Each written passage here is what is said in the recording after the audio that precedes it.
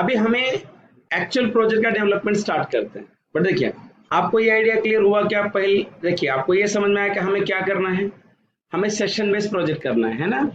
मैं इसी प्रोजेक्ट को सेशन में भी हम कवर करेंगे और इसी प्रोजेक्ट को हम JWT टोकन के साथ भी करेंगे और उसके बाद में एक्चुअल हम प्रोजेक्ट स्टार्ट करेंगे। Is it clear? अभी आपको ये लॉजिक क्लियर, हमें क्या करना है।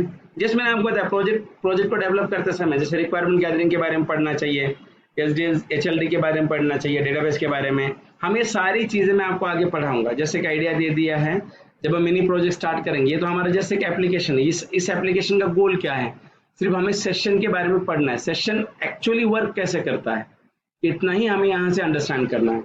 Is it clear? Are you understand? यहाँ अगर आप आ रहे हो तो आपको आइडिया आ जाएगा हाई लेवल डिजाइन क्या होता है, ये सारी चीजें अभी हमने देखी है। अभी हमें क्या करना है, we want to start actual development of the project.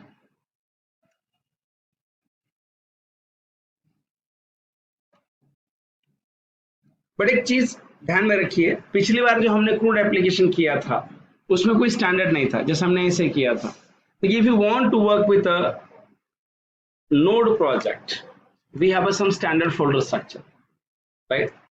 If you want to work with a node project, we have some standard folder structure.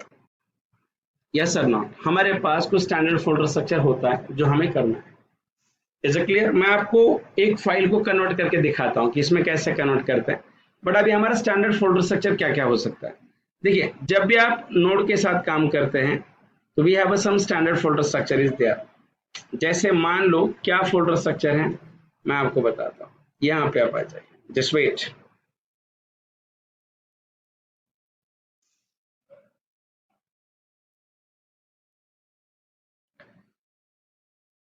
जैसे मान लो ये मेरा प्रोजेक्ट स्ट्रक्चर, प्रोजेक्ट का फोल्डर है, मैं यहाँ लिख रहा हूँ सेशन अंडरस्टैंड असाइनमेंट।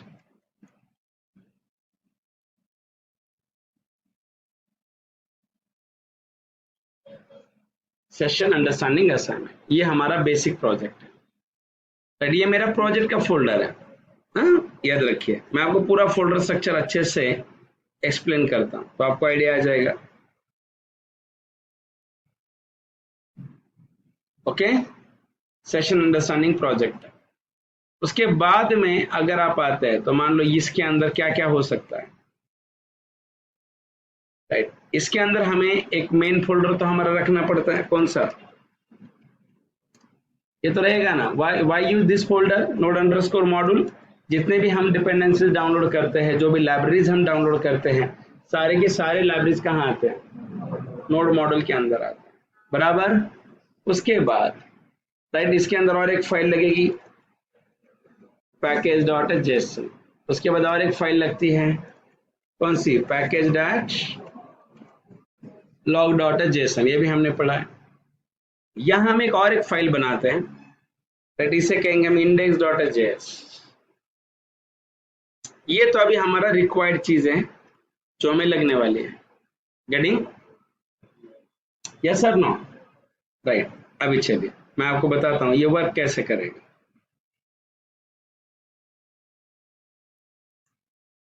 ओके, तो ये हमारा अभी तक हमने जो भी प्रोजेक्ट किया है ये अभी हमारा बेसिक था। सॉरी, ये जो था दिस इज माय बेसिक और नॉट, ये अभी तक हमने किया है। अभी हमें एक्चुअली फोल्डर स्ट्रक्चर के साथ जाना है कि जब भी हम नोड के अंदर काम करते हैं तो एक स्टैंडर्ड फोल्डर स्ट्रक्चर होता है। जैसे ये आपका पैकेज डॉट जेसन है, ये तो है। अभी आपको यहाँ पे एक फोल्डर बनाना है, दैट इज SRC।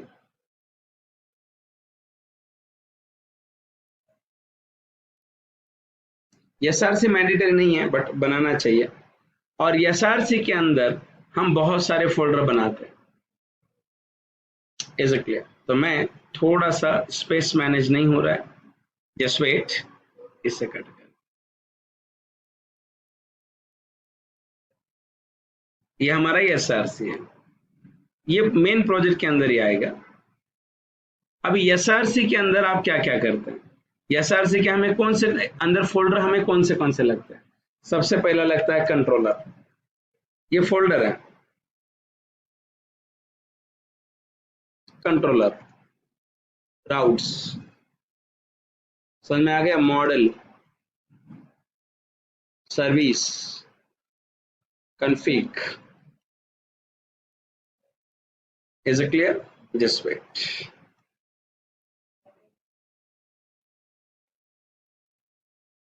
ऐसे अलग अलग फोल्डर लगेंगे।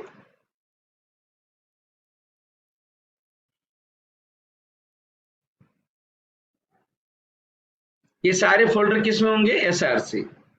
जैसे कि कंट्रोलर लगेगा, राउट्स लगते हैं, मॉडल, सर्विसेस, उसके बाद कॉन्फ़िग लगेगा, उसके बाद में आपकी कॉन्फ़िग के बाद हमें वैलिडेशन के लिए एक फोल्डर लगता है।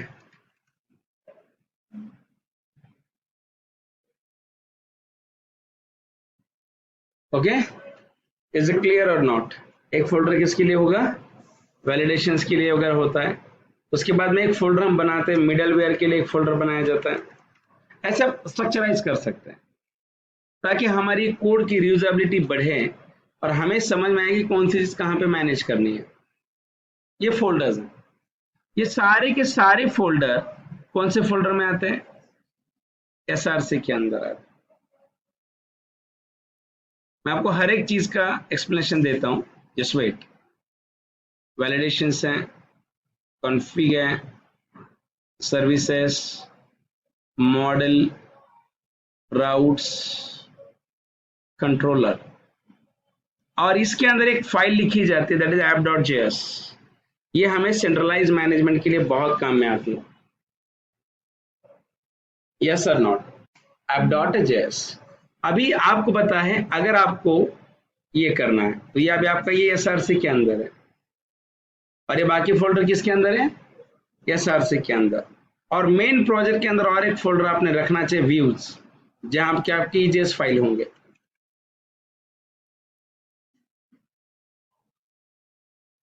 यस और नॉट? व्यूज के अंदर हम क्या लिखेंगे? EJS। तो ये आपके नोड का क्या एक स्टैंडर्ड फोल्डर स्ट्रक्चर है।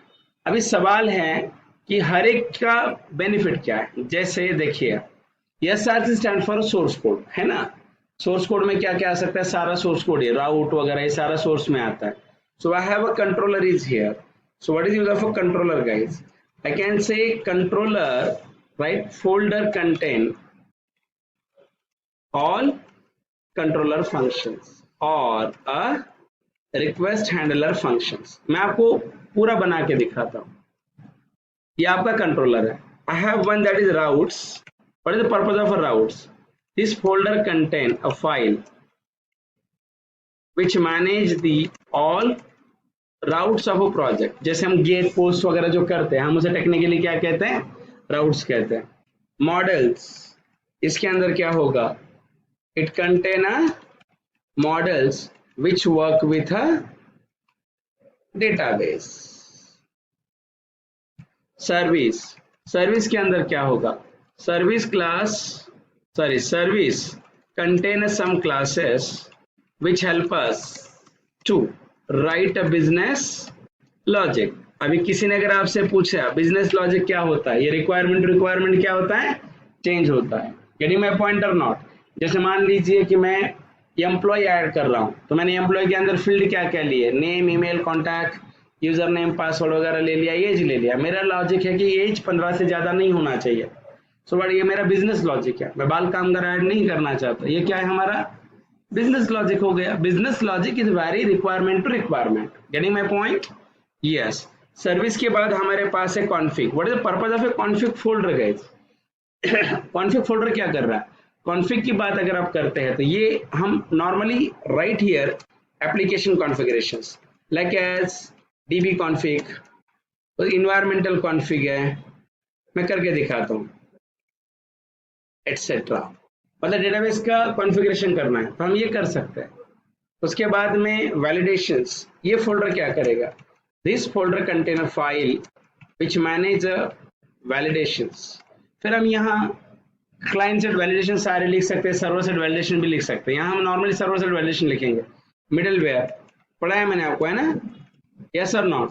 This folder can manage, this folder contain a file can manage middleware. और app.js क्या है? If you think about app.js, so app.js is a centralized file yes or not, where we configure all middlewares, routes, yes or not, and create a express application object etc. इसमें से बहुत सारे file, ये आपका, और view folder के अंदर क्या होगा, राइट, यार ऑल यूआई फाइल्स है ना। व्यू के अंदर क्या है, व्यूज के अंदर हम क्या लिखते हैं, right, views contain all UI part that is using EJS embedded JavaScript, ये मैंने पढ़ा है आपको, है ना, यस और नॉट। तो इस तरीके से आप, ये पूरा स्टैंडर्ड फोल्डर स्ट्रक्चर है कि जो आप नोड के साथ करेंगे। जो पिछली बार जो आपने कोड एप्लीकेशन में किया था वो रैंडम था, इस एप्लीकेशन में आप इसी फोल्डर स्ट्रक्चर के साथ काम करेंगे। गेटिंग माय पॉइंट, यस और नॉट, समझ में आ रहा है यहाँ, पक्का ना, यस। चलिए नेक्स्ट,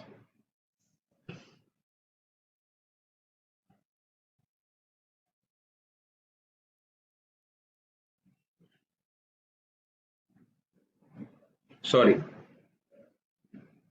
इज इट क्लियर, ये अभी हमारा फोल्डर स्ट्रक्चर है, राइट। अभी हमें ये देखना है कि how this folder structure works. अभी यहाँ हमें पूरा स्ट्रक्चर खड़ा करके दिखाता, कौन किसके साथ कैसे कम्युनिकेट करता है। हाँ, थोड़ा थ्योरेटिकल हो रहा है, बट ये समझ में अगर आ गया ना तो ये आपको प्रोजेक्ट का पूरा आर्किटेक्चर स्ट्रक्चर समझ में आता है। और देखिए ये सारी की सारी चीजें इंटरव्यू पर्सपेक्टिव से भी बहुत इंपॉर्टेंट है। गेटिंग माय पॉइंट और नॉट, इसीलिए हम इसे इग्नोर नहीं कर सकते। Is it clear, I understand, yes. अभी हमें ये देखना है कि how internally, yes, how internally folders and how internally folders and files communicate with each other। मतलब जैसे आपको पता है हमने कोर जावा के अंदर कलेक्शन के साथ एक मिनी प्रोजेक्ट बनाया था, पता है, यस और नॉट। तब हमने क्या किया था, कितने लेयर बनाए थे, क्लाइंट एप्लीकेशन बनाया था, उसके बाद क्या बनाया था, मॉडल, उसके बाद क्या बनाया था, सर्विस क्लास, उसके बाद क्या बनाया था, रिपोजिटरी। अब बता, रिपोजिटरी क्लास का ऑब्जेक्ट हम कहाँ बनाते थे, सर्विस क्लास में, और सर्विस क्लास का ऑब्जेक्ट कहाँ बनाते थे, क्लाइंट एप्लीकेशन में। और मॉडल का ऑब्जेक्ट कहाँ बनता था, मॉडल का ऑब्जेक्ट भी क्लाइंट एप्लीकेशन में ही बनता है।